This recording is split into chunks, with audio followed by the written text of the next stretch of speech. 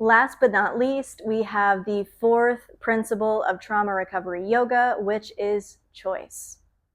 So we started with accessibility, making the practices, the information as accessible to people as possible.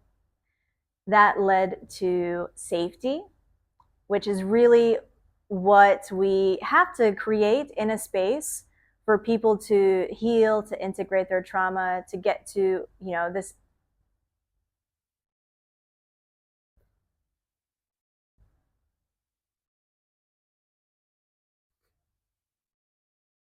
And now on to choice. Last but not least, it is the fourth principle of trauma recovery yoga. We started with accessibility, making the practices, the information as accessible to people as possible. Then we went to safety. Really, what we're doing is helping people cultivate a sense of safety in their minds and bodies. Moving then into predictability, which really lays the foundation for empowerment in our practices. And now to choice, which I feel is the core of how our practices can be so empowering, is by reminding participants of their power of choice and learning to facilitate the experience in such a way that they have plenty of options, that they can really exercise that power of choice. They have tangible ways to do that. And then the goal is for them to take that confidence that they may have built or built upon in a tri class off the mat to make more healthy, suitable choices for themselves in their lives. So, choice refers to giving individuals, or just reminding them of their autonomy and power over their situation, and in our case, in the tri class. And there are a few ways we do this in a trauma recovery yoga class or training. First, we have adopted a choice-based language. We've provided a lot of choice-based cues that you can use in your classes or in whatever kind of sessions you're doing, even outside of tri.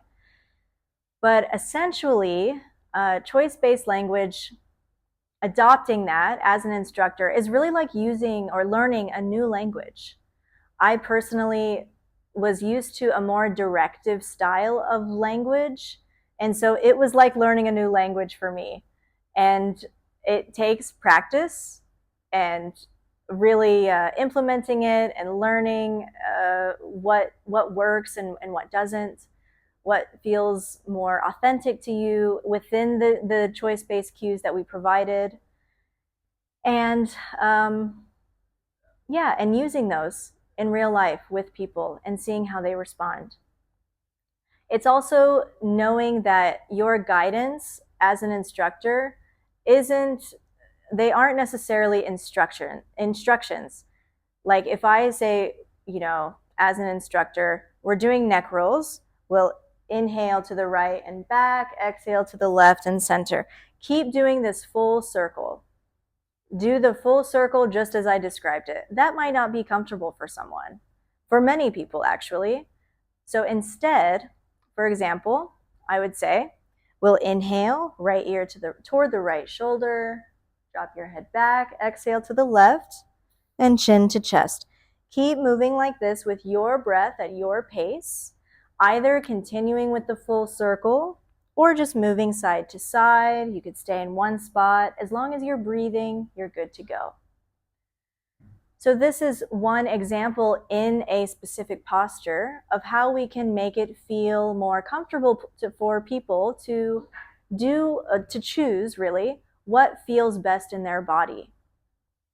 And each time they choose what feels best for them, I feel it really builds courage, because it takes courage to do something different from the rest of the class.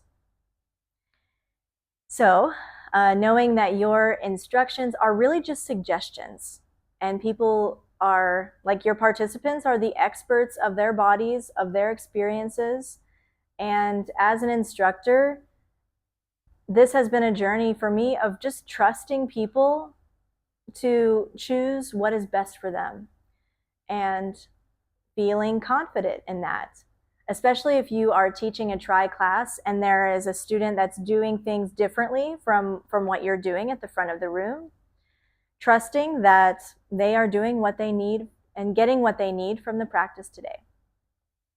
So, reminding participants of their power of choice, not just in your introduction at the beginning of class, but throughout the entire class, reminding them. And see how your participants respond and how they feel with this choice-based language leading the class, because that's really then it's the top of the pyramid of the try principles. You have helped bring this more accessible practice to this group, help them cultivate a sense of safety by incorporating all of these trauma-informed aspects. You've followed the bullet points, the steps to cultivate a sense of predictability, and then you are really allowing them to have the experience that they want and need. I hope this video was informative. We'd love to hear your experiences and questions about choice-based language. Please let us know in the comments below, and good luck with the rest of the training.